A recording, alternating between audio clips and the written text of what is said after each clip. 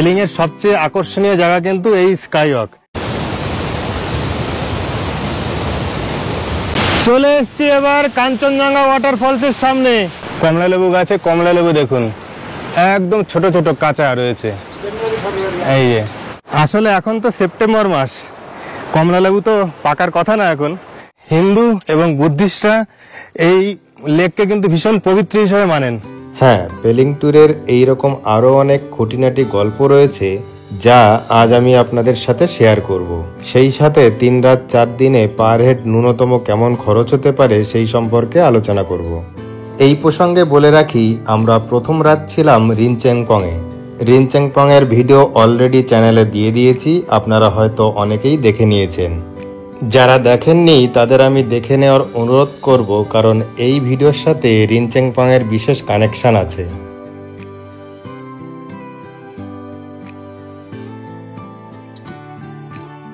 রিনচেংপংয়ের hotel থেকে আমরা বেরিয়ে পড়েছি, এখন যাব পেলিং। যাওয়ার পথে 3-4টে স্পট দেখে তারপরে পেলিং ঢুকবো।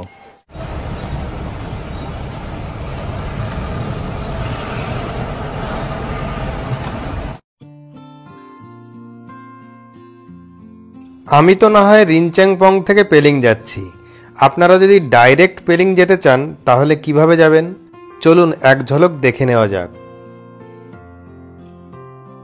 কলকাতা থেকে বাসে বা ট্রেনে আপনি এনজেপি বা শিলিগুড়ি আসবেন, কারণ শিলিগুড়ি বা এনজেপিকে বাদ দিয়ে অন্য কোনো রুট নেই যে রুট দিয়ে আপনি সহজেই পেলিংয়ে যেতে পারেন। এনজেপি স্টেশনের বাইরে এইরকম কাজ চলছে। পেলিং যাওয়ার জন্য আপনি শিলিগুড়ি এসএনটি বাস স্ট্যান্ড থেকে বাস পেয়ে যাবেন। বাসে ভাড়া পড়বে 250 থেকে 300 টাকা, আর ওখানে গাড়িও পেয়ে যাবেন।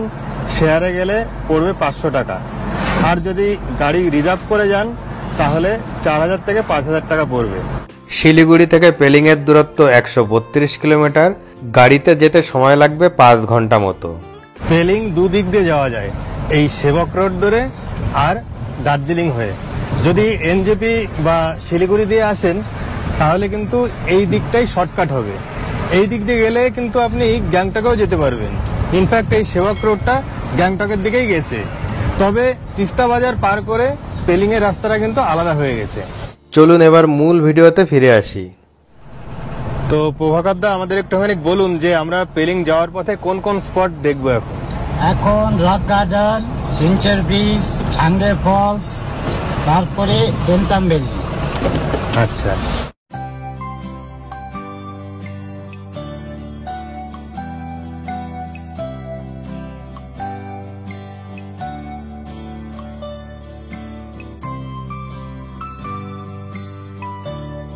রিনচেংপং থেকে পেলিংয়ের দূরত্ব খুব একটা বেশি না, মাত্র 34 কিলোমিটার। ডাইরেক্ট গেলে গাড়িতে সময় লাগবে 1.5 ঘন্টা মতো। রিনচেংপং থেকে পেলিং যাওয়ার পথে আমরা কিন্তু রাস্তার পাশে প্রচুর নাম না জানা ওয়াটারফলস দেখতে পাচ্ছি। এই দেখুন, এই আর একটা ওয়াটারফলস, জলের কি বেগ! এইরকম ওয়াটারফলস রাস্তায় ভর্তি। এখানেও কিন্তু অল্প অল্প করে জল পড়ছে, চারিদিকে পাহাড় থেকে এরকম জল পড়ছে, কোথাও বড় ফলস, কোথাও ছোট। রাস্তা দিয়ে যাচ্ছি, মনে হচ্ছে যেন পাহাড় কথা বলছে, এত ওয়াটারফলস, এত আওয়াজ। এখানে যে গাছ দেখতে পাচ্ছেন, এই দেখুন পুরোটাই বড় এলাচ গাছ, এই যে। আর এগুলো হচ্ছে ফুলঝাড়ু গাছ, এই যে ফুলঝাড়ু এই গাছ থেকেই তৈরি হয়। এইগুলো দেখছেন, মনে হচ্ছে যেন লাল শাক, আসলে কিন্তু এটা একটা ফুল গাছ, আর এখানে ভর্তি এগুলো। এই রকম ছোট ছোট কারণের জন্যই পাহাড় আলাদা। পাহাড়ের গাছপালা আলাদা, পাহাড়ের পশু পাখি, নদী নালা সব আলাদা। তাই তো যারা পাহাড় প্রেমী তারা বারে বারে ছুটে যান প্রকৃতির এই অপার সৌন্দর্য দেখতে। ফুল গাছটা দেখুন, পাহাড়ি ফুল, নাম বলতে পারবো না, তবে খুবই সুন্দর লাগছে। আমরা চলে এসেছি এখন রক গার্ডেনে। পেলিংয়ে এই রক গার্ডেনের আরেকটি নাম হচ্ছে হি ওয়াটার গার্ডেন।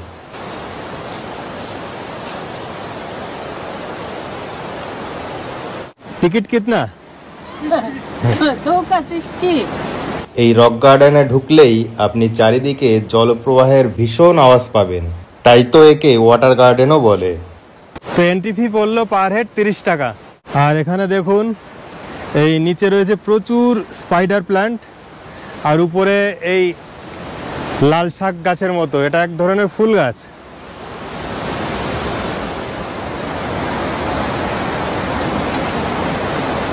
রক গার্ডেন তো দার্জিলিংও দেখেছি, আর এটা কেমন সেটা কিন্তু দেখতে হবে।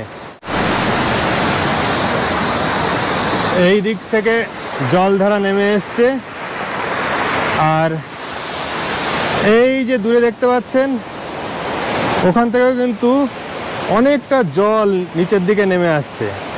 এই দেখুন পাহাড়ের উপরের থেকে জল নেমে আসছে।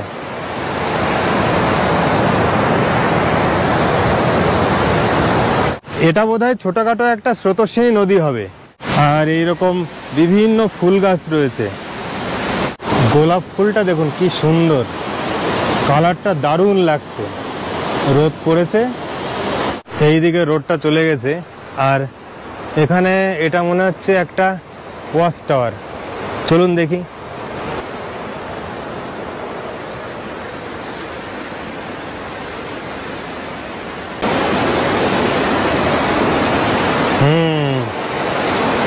এই যে এটা একটা ওয়াচ টাওয়ার, আর এখান থেকে এই নদীটা দেখুন কি সুন্দর লাগছে, অপূর্ব সুন্দর প্রাকৃতিক পরিবেশ।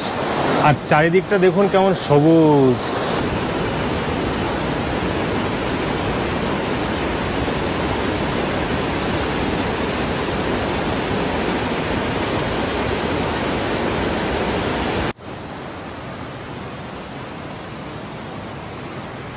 যেটা বুঝলাম, দার্জিলিং এর রক গার্ডেনের মতো অত সাজানো গোছানো না হলেও এটা কিন্তু বেশ সুন্দর, এবং বিভিন্ন রকম পাহাড়ি ফুল গাছ রয়েছে, ফুলও ফুটেছে কিছুতে, আর চারিদিকটা সবুজ, এটাই ভালো লাগছে। আর এখানে এসে দেখতে পাচ্ছি একটা সুইমিং পুল, একটা না বলা যায় দুটো, জল নেই বর্তমানে। रॉक गार्डन आप वेस्ट सिक्किम में है, ये गांव में अभी ये मेंटेनेंस चल रहा है, इसलिए थोड़ा इसका अच्छा नहीं लग रहा है। अभी वो 2-3 साल पहले आते आप लोग तो हाँ। बहुत अच्छा था ये जगह। हाँ। और अभी ये स्विमिंग पूल भी वो मेंटेनेंस की वजह से नहीं चल रहा है अभी। এই হলো সেই নদী, আর ওই রক গার্ডেন।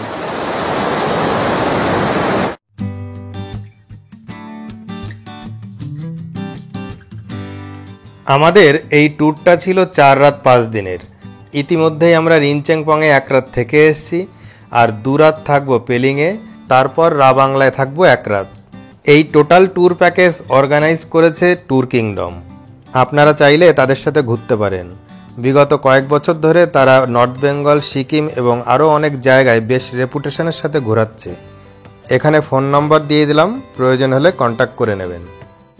এবার আমরা যাচ্ছি সিংসর ব্রিজে, তবে যাওয়ার পথের রাস্তাটা কিন্তু খুব সুন্দর। এটা হলো দেনতাম ভিলেজ।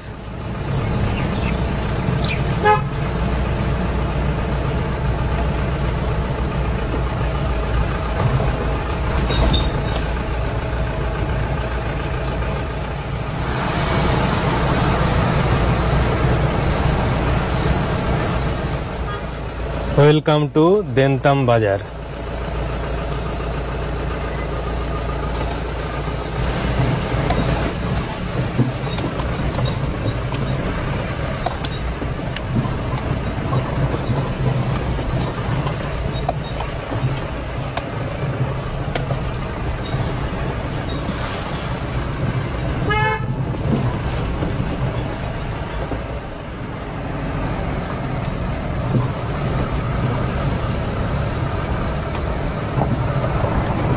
চলে এসছি এবার সিংসর ব্রিজে।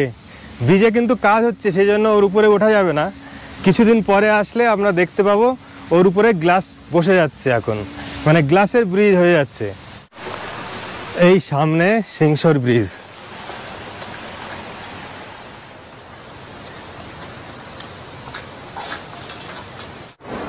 এই দেখুন সিংসর ব্রিজ 198 মিটার দীর্ঘ এই সিংসর ব্রিজ কিন্তু এশিয়ার সেকেন্ড হাইয়েস্ট ব্রিজ। মানে এই ভ্যালির এই নিচের থেকে উপর পর্যন্ত মানে ব্রিজ পর্যন্ত এর হাইট হচ্ছে 100 মিটার।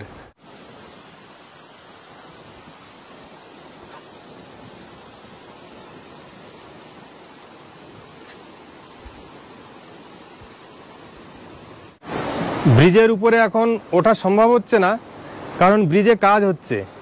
পরবর্তীতে আপনারা আসলে হয়তো এই ব্রিজটা চালু হয়ে যাবে, তখন আপনারা এপার থেকে ওপারে যেতে পারবেন। আর এই ব্রিজটা কিন্তু সিকিমের হাইয়েস্ট ব্রিজ। ব্রিজের আশেপাশের এই দেখুন প্রাকৃতিক সৌন্দর্য কিন্তু দারুণ। এখন বর্ষাকাল তো, চারিদিকে সবুজ। এই ব্রিজের নিচে যে নদীটা রয়েছে, এই দেখুন অনেকটা নিচে, এই নদীটা হলো দেনতাম নদী। এখানে ব্রিজের কাজ হচ্ছে, পুরো মাল মেটেরিয়াল রয়েছে। কাজ কবে শেষ হবে? দেরি আছে। ও, আপনার বাড়ি কোথায়? জলপাইগুড়ি। হ্যাঁ, ভাষাতে বুঝতে পারলাম।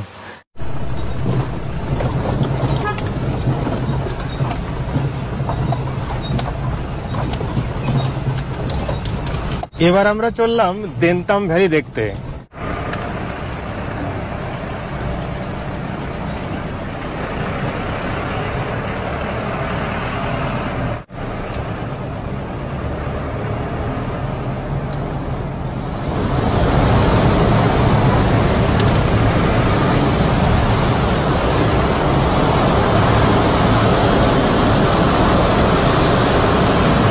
দেনতাম রিভার।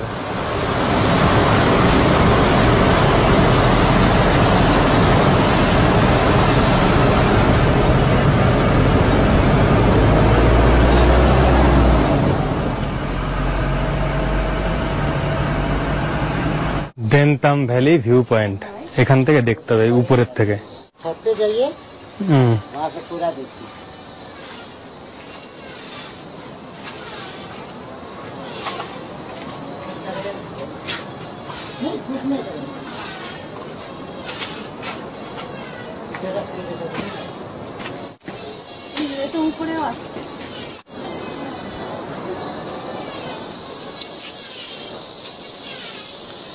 কি সুন্দর দেখুন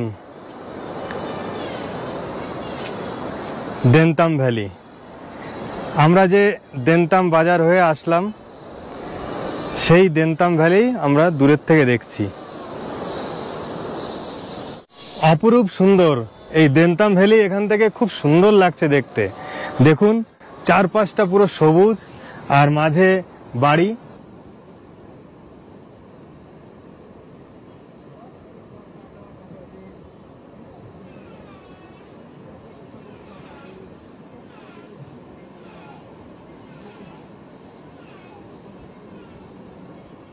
এই যে যে দেনতাম ভ্যালি আপনাদের দেখাচ্ছি, এটা যতটা বড় শহর, পেলিং কিন্তু অতটা বড় না, এটা বেশ বড়। আর এই দেনতাম ভ্যালি কিন্তু অনেকটা ভারতের ম্যাপের মতো দেখতে। এই দেখুন, এই যে পুরোপুরি অতটা লাগে না, তবে এখানকার লোকেরা বলে যে ভারতের ম্যাপের মতো দেখতে। আর নিচে দেনতাম রিভার এখান দিয়ে নেমে গেছে। কি ব্যাপার? এরকম করলে ওরা এক একটা আগে করে। বিশাল কিউট। দেখুন এখানকার লোকাল বেকারিতে তৈরি হওয়া বিভিন্ন রকম খাবার। হ্যাঁ, নেওয়া যায়। এটা কি? এটা এটা সিমই টাইপের নাকি,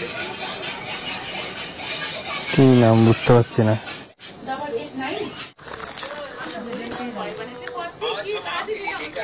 ওইরকম করে দিও না।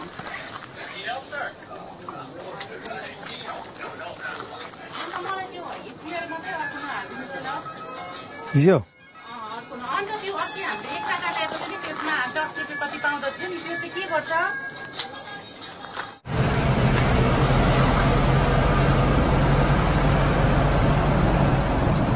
এবার আমরা চললাম ছাঙ্গে ওয়াটারফলসে। ওই দেখুন দূরে দেখা যাচ্ছে। হ্যাঁ, উপরে আছে। ও যে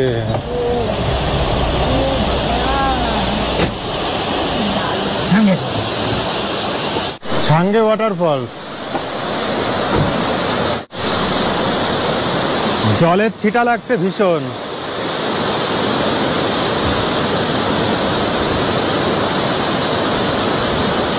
বেশিক্ষণ কিন্তু এখানে দাঁড়াতে পারবেন না, তাহলে একদম ভিজে যাবেন। আর এই ছাঙ্গে ওয়াটারফলস আপনি যে রাস্তা দিয়ে আসবেন অনেক দূর থেকে আপনি দেখতে পাবেন, তখন কিন্তু পুরোটা দেখা যায়। অনেক উঁচু থেকে জল পড়ছে।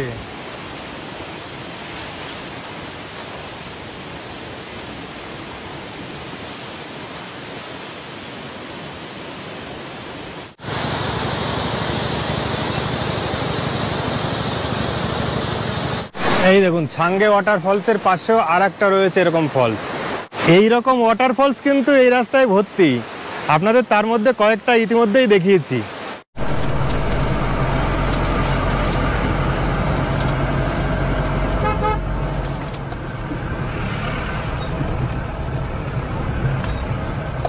হেলিপ্যাড, গ্রাউন্ড এবার তো উপরে রোপে হয়ে গেছে। উপরে হ্যাঁ। বড় বিল্ডিং দেখছো, হ্যাঁ ওটাই হেলিপ্যাড ছিল, এখন রোপে করে দিচ্ছে।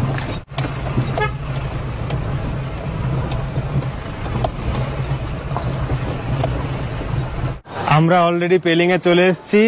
পেলিং যে 0 পয়েন্ট মানে পেলিং বাজার থেকে আমরা হেলিপ্যাডের দিকে খানিকটা চলে এসেছি। এই জায়গাটা দেখুন, এটা হচ্ছে প্লেগ্রাউন্ড, আর এর ঠিক অপোজিটে একটা রাস্তা ঢুকে গেছে। দেখুন এই যে গেট রয়েছে, হোটেল সিম্ভ।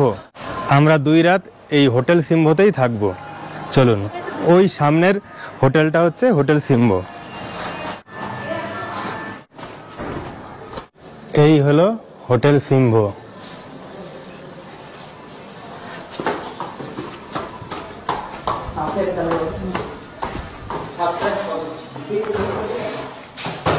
এই হচ্ছে রিসেপশন, আর এই দিকটা ডাইনিং। আমাদের রুম উপরে।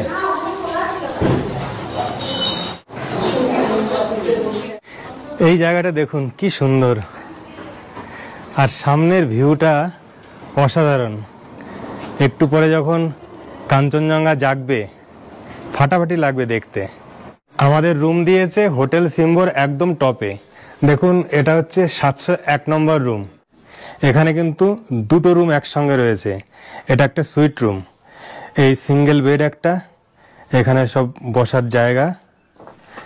আর এদিকে আরেকটা বেড রয়েছে, সিঙ্গেল বেড। এদিকে বাথরুম আছে, বাথরুমটা দেখাচ্ছি পরে। এখানে আরেকটা বেডরুম, এই দেখুন কিং সাইজ একটা বেড, নিচেটা পুরো ম্যাট পাতানো, আর যা যা দরকার একটা রুমে সব কিছুই আছে। এখানে টিভি দেখতে পাচ্ছেন। বাথরুমটা দেখুন, বাথরুমটাও কিন্তু বেশ বড়। এই যে গিজার, কমোড, বেসিন, আর এই হচ্ছে আয়না। বেশ পরিষ্কার পরিচ্ছন্ন। এই রুমটা কিন্তু সিজন টাইমে 5,000 মতো ভাড়া পড়ে, আর অফ সিজনে আসলে 3 থেকে 3,500 টাকা পড়ে।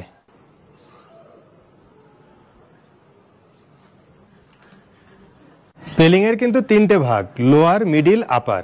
আমরা কিন্তু আছি আপার পেলিং এ। আর এই যে যে ঘরটা দেখছেন, এই যে এগুলো পুরোটাই হচ্ছে মিডিল পেলিং। আর দূরে যে লাল রঙের ঘরগুলো দেখছেন ওটা হচ্ছে লোয়ার পেলিং। আপনাদের আর একটা রুম দেখাই, এটা হচ্ছে 604 নম্বর রুম। রুমটা দেখুন বেশ বড়। এটা কিন্তু ডবল বেডরুম, বেডটাও বেশ বড়, 2টো বেড একসঙ্গে রয়েছে। আর রুমের মধ্যে যা যা থাকার কথা, টিভি, টেবিল, এটা আয়না, এটা একটা ওয়ার্ডরোব। এর বাথরুমটা দেখে নিন, এই যে এখানে কোমোড রয়েছে, গিজার রয়েছে, আর বেসিন, আয়না। বাথরুমটা কিন্তু তুলনামূলকভাবে একটু ছোট, তবে পরিষ্কার পরিচ্ছন্ন আছে। আর সামনে রয়েছে ব্যালকনি। ব্যালকনিটাই খুব সুন্দর। তো দেখলেন এটা ডবল বেডরুম। এই রুমের ভাড়া নর্মাল টাইমে মানে অফ সিজনে বলতে পারেন 1500 থেকে 1600, আর সিজনে গিয়ে এটার ভাড়াই 2800 থেকে 3000 টাকা হয়ে যায়। এই হচ্ছে হোটেল সিম্ভোর ডাইনিং স্পেস। এখানে হচ্ছে বসার জায়গা, আর এখানে বুফেও আছে, বুফে সিস্টেম। এই আমরা রাইস নিয়েছি, এই যে রয়েছে ডাল আর আলু ভাজা নিয়েছি, আর একটা সবজি আছে এই যে, আর ডিমের অমলেট আসছে। এই টোটাল খাবারটা পড়েছে 340 টাকা। বাইরে প্রচন্ড বৃষ্টি হচ্ছে অনেকক্ষণ ধরে, পুরো ঘরে বন্দি হয়ে গেছি। ভেবেছিলাম পেলিং বাজার বা জিরো পয়েন্টের ওখানে যাব, আপনাদের দেখাবো ওখানে কি কি দোকানপাট আছে। তো কিছুই সম্ভব হলো না আজকে, দেখা যাক কালকে আপনাদের দেখাতে পারি কিনা। আমাদের বিকালের স্ন্যাক্সের জন্য এই যে চিকেন পকোড়া দিয়ে গেছে, আর ভেজ পকোড়া দেবে। চিকেন পকোড়া এখানে 6 পিস 160 টাকা, আর অনিয়ন পকোড়া 110 টাকা।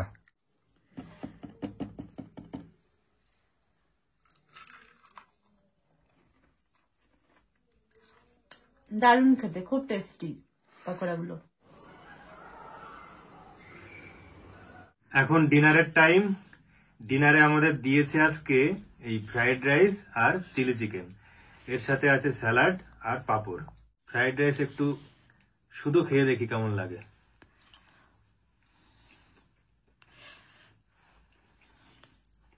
টেস্টি খাবার।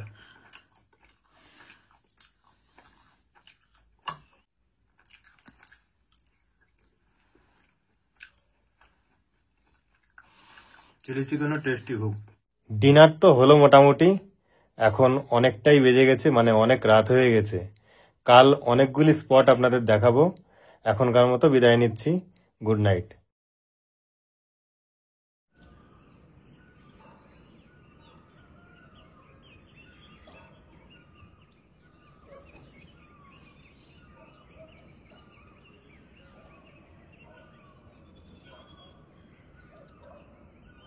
Good morning. পেলিং থেকে কাঞ্চনজঙ্ঘা দেখুন, একদম হাতের কাছে। আকাশ একদম পরিষ্কার।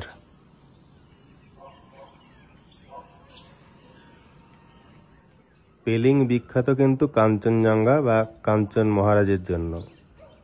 একদম কাছের থেকে কাঞ্চনজঙ্ঘা পরিষ্কার দেখতে হলে আপনাকে কিন্তু পেলিং আসতে হবে। আর আমি এসেছি সেপ্টেম্বর মাসে, আপনারা কখন আসবেন সেটা ঠিক করুন। যত বেলা বাড়ছে সূর্যের আলো এই বরফের উপরে পড়ছে, আর দেখুন কতটা চকচকে লাগছে। তবে সান্দাকফুতে কাঞ্চনজঙ্ঘার যে শেপটা আপনারা দেখতে পান, ওখানে কিন্তু স্লিপিং বুদ্ধার মতো দেখায়। এখানে কিন্তু ওইরকম আকৃতির দেখা যায় না। বিভিন্ন জায়গা থেকে বিভিন্ন অ্যাঙ্গেলে কাঞ্চনজঙ্ঘা আমরা দেখতে পাই, সেই জন্য শেপটাও বদলে যায়।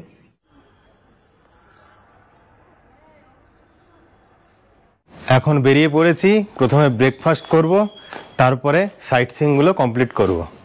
ব্রেকফাস্টে আমরা নিয়েছি আলু পরোটা সাথে সবজি, আর এদিকে আচার আছে। আপনি চাইলে ব্রেকফাস্টে রুটি সবজি বা পুরি সবজিও খেতে পারেন। আগের দিন রাতের বেলা আপনাকে জিজ্ঞেস করবে, আপনি যেটা চয়েস করবেন সেটাই দেবে। আলু পরোটা খেতে সবজি লাগে না, শুধু একটা আচার বা বাটার দিয়েই হয়ে যায়।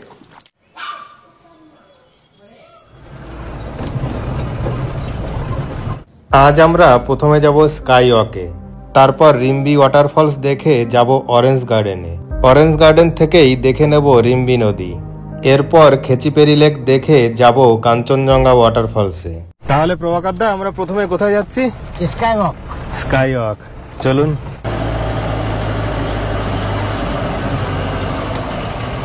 যাওয়ার রাস্তা কিন্তু খুব খারাপ।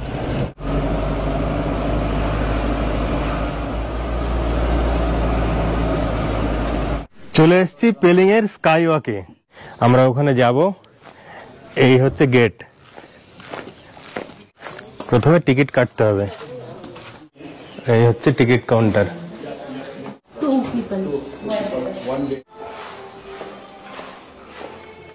এন্ট্রি ফি নিল পার হেড 100 টাকা করে, আর গাড়ি পার্কিং এর জন্য 30 টাকা।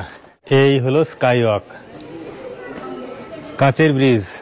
ভারতবর্ষের প্রথম কাচের ব্রিজ, যা পেলিংয়ে অবস্থিত। ফুটবল আকৃতির এই স্কাইওয়াকের উচ্চতা সমুদ্রপৃষ্ঠ থেকে ৭,২০০ ফুট। এখানে রয়েছে বিশ্বের সবচেয়ে উঁচু বোধিসত্ত্ব চেংড়েজিগের বিশাল মূর্তি, যার উচ্চতা ১৩৭ ফুট। ২০০৯ সালে বোধিসত্ত্ব চেংড়েজিগের এই স্ট্যাচু নির্মিত হওয়ার পর এটি পবিত্র করেন তিব্বতী ধর্মগুরু দলাই লামা।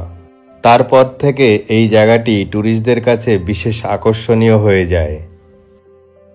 তবে তখন কিন্তু এই স্কাইওয়াক ছিল না, তাই ট্যুরিস্টদের কাছে এই জায়গাটি আরও আকর্ষণীয় করে তোলার জন্য সিকিম সরকার ২০১৮-তে উদ্বোধন করেন এই স্কাইওয়াক।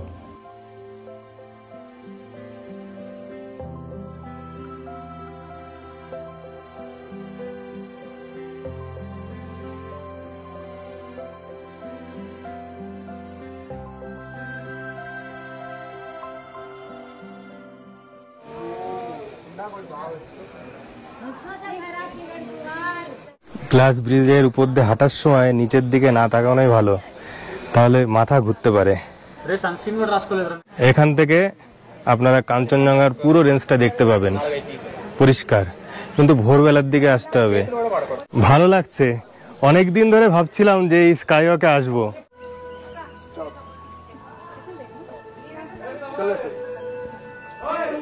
হ্যাঁ চলো।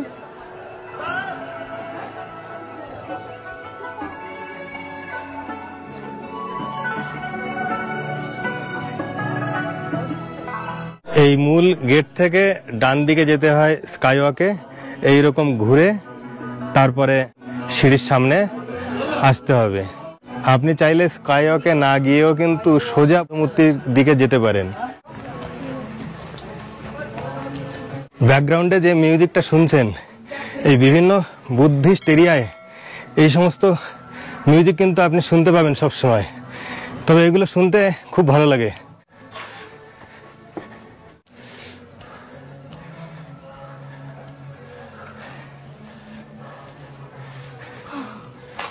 এখান থেকে নিচেটা কত সুন্দর লাগছে দেখুন।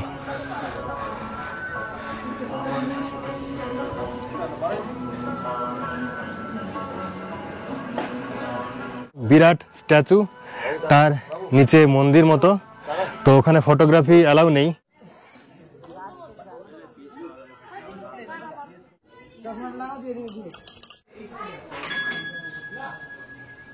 এই মন্দিরের দুপাশে এইরকম মানি রয়েছে, এটা এরকম ঘোরাতে হয়। পেলিং এর সবচেয়ে আকর্ষণীয় জায়গা কিন্তু এই স্কাইওয়াক, এখানে কিন্তু অবশ্যই আসবেন।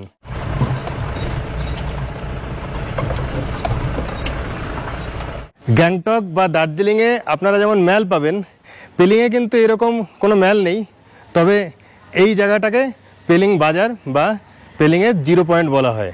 এটা হচ্ছে 4 রাস্তার মোড়। এখানে কিছু হোটেল আছে, আপনারা চাইলে এই হোটেলগুলোতেও থাকতে পারেন। কিছু রেস্টুরেন্ট আছে, দোকানপাট বিভিন্ন কিছু আছে। আর এখানে দেখুন লেখা রয়েছে আই লাভ পেলিং। এই রাস্তা দিয়ে যদি চলে যান তাহলে আপনারা প্লেগ্রাউন্ড পাবেন। আমাদের হোটেলটা কিন্তু ওখানেই রয়েছে। এবার যাব রিম্বি ওয়াটারফলসে। এটা হলো লোয়ার পেলিং।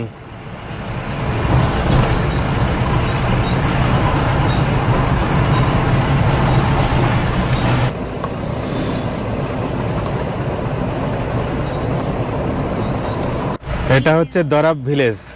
প্রথমে একটা স্পট ছিল, গাঁও ছিল, ছোট ছোট ছোট ছোট বাড়িগুলো ছিল। এখন সব বিল্ডিং হয়ে গেছে, বিল্ডিং তো অনেক বাড়িগুলো দেখতে পাবে। সব বড় এলাচের চাষ করে বড় হয়ে গেছে, আমি রয়ে গেছি। এই সামনে দেখছেন পুরোটাই হচ্ছে বড় এলাচ গাছ।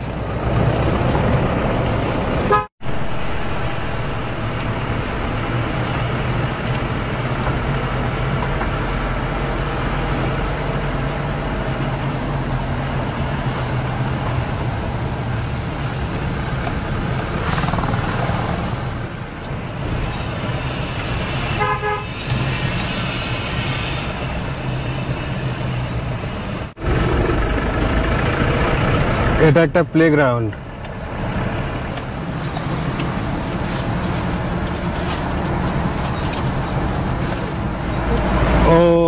দেখা যাচ্ছে রাস্তার পাশে রিম্বি ওয়াটারফলস।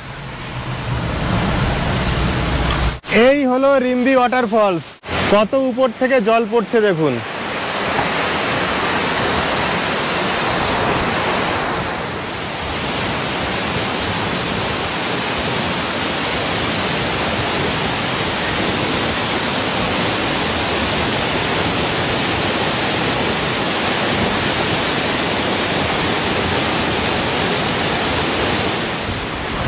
একদম কাছে চলে এসেছি। এখানে কিন্তু জলের ছাট লাগছে ভীষণ, বেশিক্ষণ দাঁড়ানো যাবে না। এই জলে আপনি চাইলে কিন্তু স্নান করতে পারবেন, অবশ্য তার জন্য আপনাকে প্রিপারেশন নিয়ে আসতে হবে।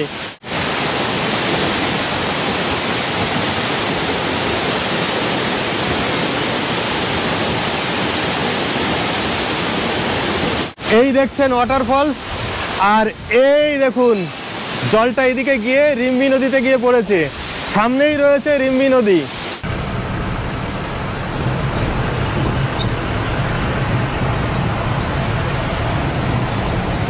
এবার যাব অরেঞ্জ গার্ডেনে, আর অরেঞ্জ গার্ডেনের নিচেই আছে রিম্বি নদী। অরেঞ্জ গার্ডেনে চলে এসেছি। Welcome to River Orange Garden. এই হচ্ছে গেট।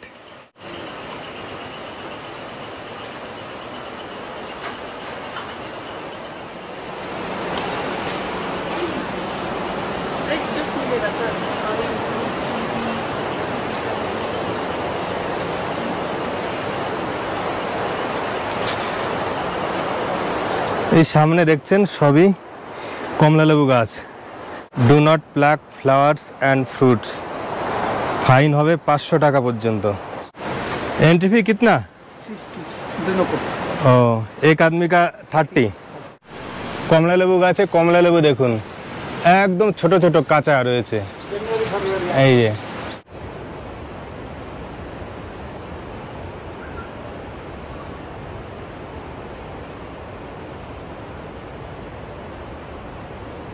আসলে এখন তো সেপ্টেম্বর মাস, কমলালেবু তো পাকার কথা না, এখন এইরকম ছোট ছোটই পাওয়া যাবে।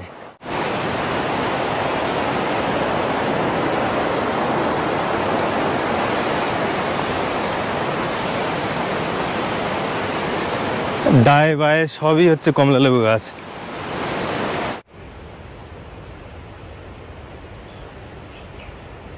কমলালেবু গাছ তো দেখতে ভালো লাগবেই, আর 2 মাস পরে আসলে আরো সুন্দর লাগবে, পুরো পাকা পাকা কমলালেবু আপনারা পাবেন। আর এখান থেকে এই দূরেই রয়েছে রিম্বি রিভার। আর এখানে দেখুন কি সুন্দর সব গাছ, হ্যাঙ্গিং প্ল্যান্ট। এখানে রয়েছে একটা রেস্টুরেন্ট, কিন্তু বর্তমানে বন্ধ, সিজনের সময় হয়তো খুলবে।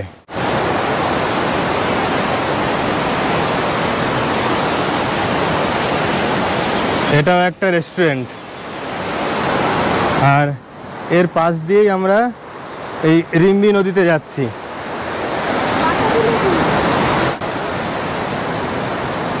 এখানে কিছু দোকানপাট বসে, কিন্তু এখন একটা দোকান রয়েছে। অফ সিজন আছে, মানে সিজন লাগবে এই মাস পরে, হ্যাঁ মানে অক্টোবর 1st উইক স্টার্ট। আচ্ছা বন্ধ আছে, হ্যাঁ। তো বৃষ্টির সময় তো এখানকার handmade wine, organic organic wine. चा पता कितने का? 100 টাকা দাদা, দো পিস 100 টাকা, हाँ, দো পিস 100 টাকা।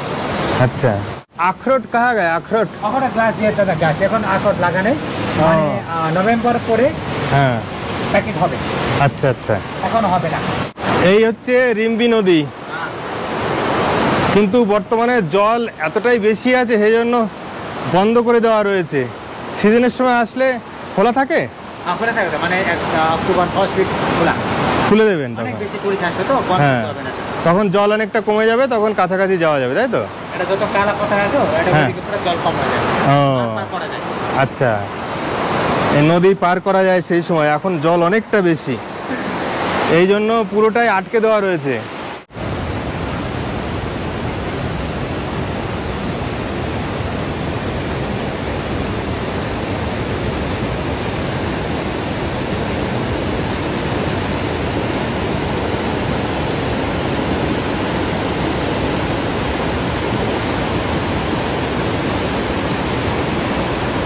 এই দেখুন কমলা লেবু একদম হাতের মুঠোয়, এই যে এই দেখুন।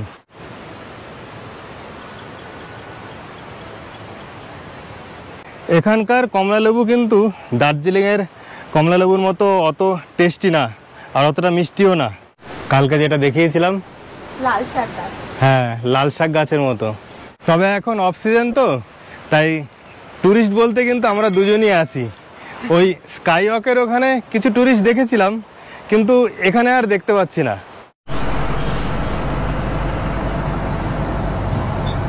আজকের মতো আর বাকি আছে খেচিপেড়ি লেক আর কাঞ্চনজঙ্ঘা ওয়াটারফলস। তো প্রথমে আমরা যাচ্ছি খেচিপেড়ি লেকে। এসে গেছি খেচিপেড়ি লেকের কাছে। এই আপনাদের গাড়ি এই পর্যন্ত আসবে, তারপরে কিছুটা হেঁটে আসতে হবে। হেঁটে আসলে আপনারা গেট পাবেন।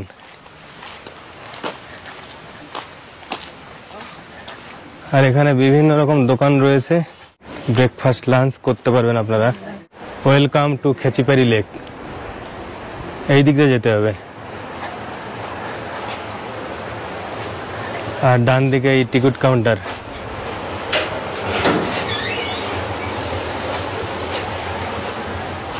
কিতনা? 30 rupees 1%. পার হেড 30 টাকা করে পড়লো এন্ট্রি ফি, আর 20 টাকা হচ্ছে গাড়ি পার্কিংয়ের জন্য।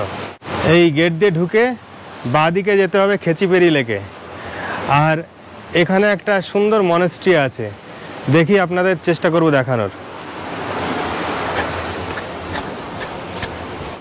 গেট থেকে খেচিপেড়ি লেক পর্যন্ত কিন্তু অনেকটাই হেঁটে যেতে হবে, প্রায় 700 মিটার। আর খেচিপেড়ি লেক কিন্তু স্যাক্রেড লেক একটা। এখানকার হিন্দু এবং বুদ্ধিস্টরা এই লেককে ভীষণ পবিত্র হিসাবে মানেন। আর যাওয়ার পথটা দেখুন কি সুন্দর, একদম ন্যাচারাল সবুজের মধ্যে দিয়ে আমরা যাচ্ছি।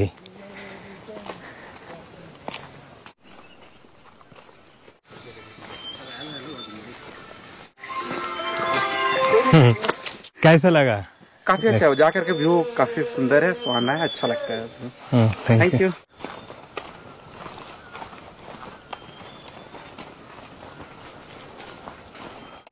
এই বাদিকে দেখা যাচ্ছে খেচিপেড়ি লেক। যেটা আপনাদের বলছিলাম যে হিন্দু এবং বুদ্ধিস্টরা এই লেককে কিন্তু ভীষণ পবিত্র হিসাবে মানেন, এবং বলা হয় যে আপনি এখানে যা মানত করবেন তা কিন্তু পেয়ে যাবেন। কতটা যুক্তিযুক্ত সেটা আমি বলতে পারবো না, তবে এরকম প্রচলিত কথা আছে। তো এই লেকটা এমন একটা শেপে যে আপনি যদি উপর থেকে ড্রোন শট নেন বা উপর থেকে যদি দেখেন, তাহলে একটা পায়ের মতো শেপ দেখতে পাবেন। তা হিন্দুরা বলেন যে ওটা শিবের পা, আর বুদ্ধিস্টরা বলেন যে ওটা বুদ্ধের পা।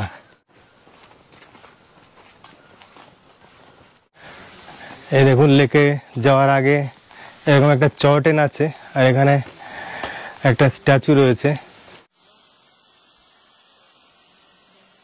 এই হলো খেচিপেড়ি লেক।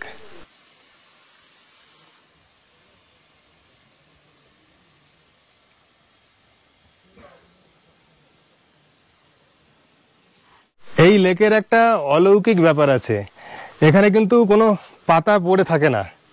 যদি পাতা পড়ে তাহলে বলা হয় পাখিতে তুলে নিয়ে যায়। এই লেকের কাছে কিন্তু আর টুরিস্টদের যেতে যায় না।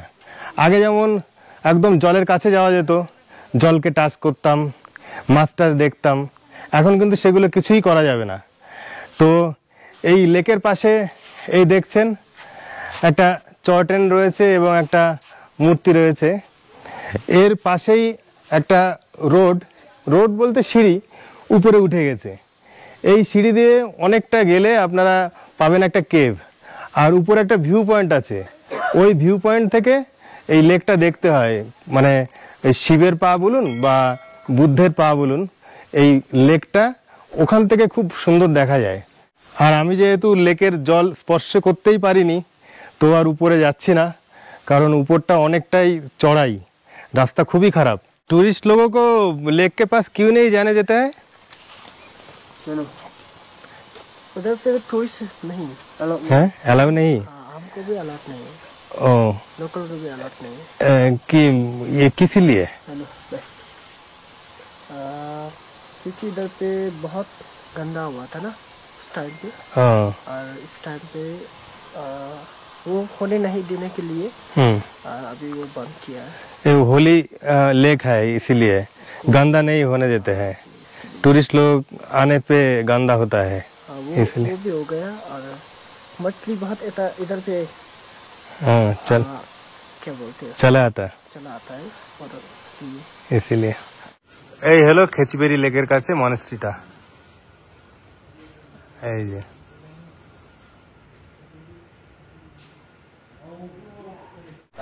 লেকে ঢোকার আগেই আপনারা এখানে একটা রেস্টুরেন্ট পাবেন।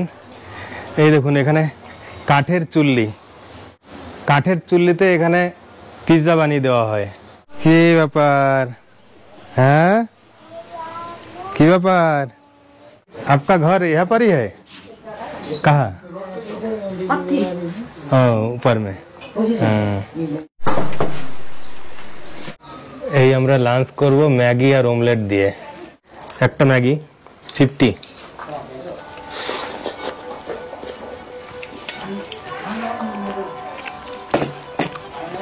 প্রচন্ড গরম। আমাদের লাঞ্চ হয়ে গেল, এবার যাব কাঞ্চনজঙ্ঘা ওয়াটারফলসে।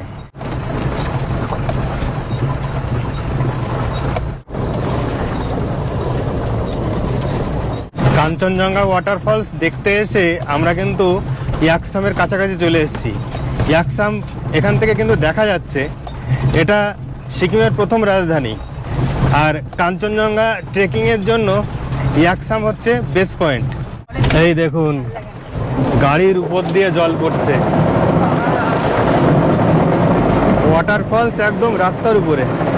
কাঞ্চনজঙ্ঘা ওয়াটারফলসে যেতে এটা পড়বে। ও উপরে একটা সিঁড়ি দেখছো? হ্যাঁ, সিঁড়ি থেকে কাঞ্চনজঙ্ঘা ফলস যাবে। চলে এসছি এবার কাঞ্চনজঙ্ঘা ওয়াটারফলসের সামনে। কত উপর থেকে জল পড়ছে।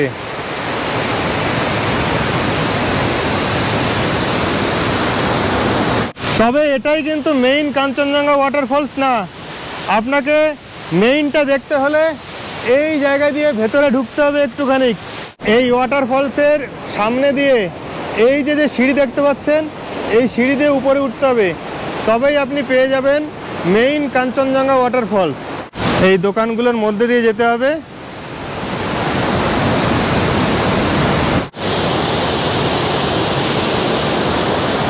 এইটাই সুন্দর। এই সিঁড়ি দিয়ে অনেকটা যেতে হবে।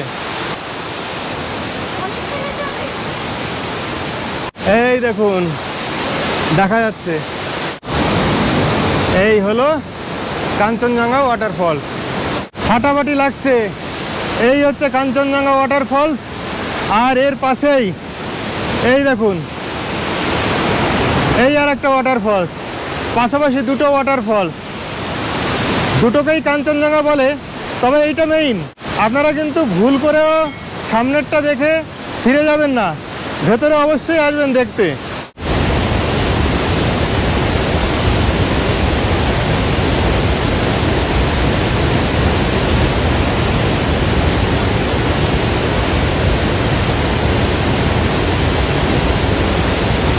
তো পেলিং আসলে কাঞ্চনজঙ্ঘা ওয়াটারফলস কিন্তু দেখা অবশ্যই চাই।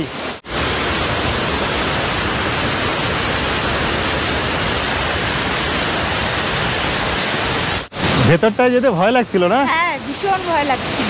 আরে কোনো লোকজন নেই তো, নেই। আশেপাশে কেউ নেই, আর এত জলের গর্জন, সেজন্য ভেতরে যেতে ভয় লাগছিল, মনে হচ্ছে যেন ভেঙে পড়বে সবকিছু। এখানে অনেক রকম অ্যাক্টিভিটিস, মানে জিপ লাইন ছিল, এখন কিন্তু সব কিছু বন্ধ। আর দোকানপাট আছে, কোনোটাই এখন খোলা নেই, সব বন্ধ। সিজনে আসলে পুরো জমজমাট হয়ে যাবে। তো আজকের মতো ঘোরাঘুরি শেষ, এখন আমরা হোটেলে ফিরে যাচ্ছি। এবার দেখে নেওয়া যাক 3 রাত 4 দিনের জন্য পেলিংয়ের এই ট্যুর কমপ্লিট করতে মাথাপিছু ন্যূনতম খরচ কত হতে পারে। এখানে মনে রাখবেন আপনার গ্রুপে টোটাল 8 জন আছে, আর আপনি নর্মাল সময় ট্যুর করছেন, কারণ সিজনের সময় গাড়ি এবং হোটেলের ভাড়া যে যার খুশি মতো চায়, সেই জন্য সিজন টাইমের ভাড়া বলা সম্ভব না। ট্রেন ভাড়া আমি স্লিপার ক্লাস ধরেছি, যাওয়া আসা মিলে 730 টাকা। গাড়ি ভাড়া পেলিংয়ে যাওয়া আসা মিলে 8,000 টাকা আর 2 দিন সাইট সিইং করতে 6,000 টাকা। তাহলে টোটাল গাড়ি ভাড়া পড়ছে 14,000 টাকা। 8 জনে ভাগ করলে পার হেড দাঁড়ায় 1,750 টাকা। মনে রাখবেন আপনাকে কিন্তু বার্গেনিং করতে হবে। হোটেলের ক্ষেত্রে আমি প্রতিটা ডবল বেডরুম নিয়েছি। রিনচেংপংয়ের হোটেল ভাড়া 800 টাকা, পেলিংয়ের 2 দিন 1500 করে 3,000 টাকা। তাহলে টোটাল হলো 3800 টাকা। 2 দিয়ে ভাগ করলে দাঁড়ায় 1900 টাকা। প্রতিদিনের খাওয়ার খরচ আমি অ্যাভারেজ 400 টাকা ধরেছি। এখানে 4 দিন ধরতে হবে, তাহলে পার হেড খরচ হচ্ছে 1600 টাকা। এন্ট্রি ফি, গাড়ি পার্কিং এবং এক্সট্রা খরচ হিসাবে আমি পার হেড 250 টাকা ধরেছি। তাহলে 3 রাত 4 দিনের জন্য পেলিংয়ের এই ট্যুর কমপ্লিট করতে পার হেড খরচ হচ্ছে 6,230 টাকা। আপনি যদি এত ঝামেলা না করতে চান তাহলে কোনো ট্রাভেল এজেন্সির সাথে যেতে পারেন। এক্ষেত্রে ট্যুর কিংডম খুব রেপুটেশনের সাথে ঘোরায়, আপনারা চাইলে তাদের সাথে কন্ট্যাক্ট করে নেবেন। Good morning. পেলিং থেকে আজ আমরা বিদায় নেব। আমরা এখন যাব রা বাংলায়। এই 2 দিন পেলিংয়ে বেশ ভালোই কাটলো। তো ভিডিওটা এখানেই শেষ করব। ভালো থাকবেন।